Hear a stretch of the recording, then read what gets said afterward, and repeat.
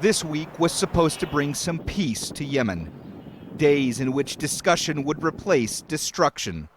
But the fighting hasn't stopped. And aid workers there are more worried than ever before. This emergency is beyond the scope of anyone if we don't stop it now. So we have to have a humanitarian pause. It's hard to imagine a more dire situation. Water, food, and fuel shortages are spreading more misery as malnutrition rates, already high, continue to rise.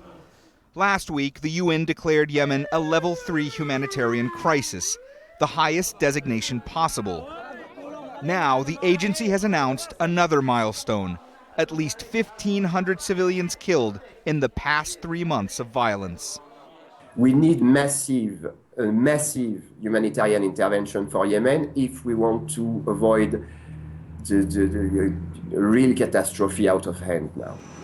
While the UN's envoy to Yemen, Ismail Oud Sheikh Ahmed, arrived in Sana'a over the weekend with high hopes, his presence so far has stopped neither the Saudi-led airstrikes nor the Houthis. The fighting isn't limited to the capital, and civilians keep getting caught in the crossfire.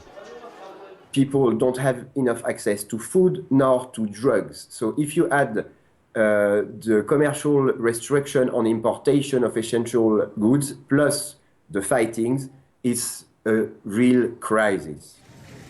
Many thought the Muslim holy month of Ramadan would be an incentive to stop the violence. But with a little over a week until the start of celebrations to mark the end of the fasting, there seems no end in sight to the suffering. Mohammed, Jamjoon, Jazeera.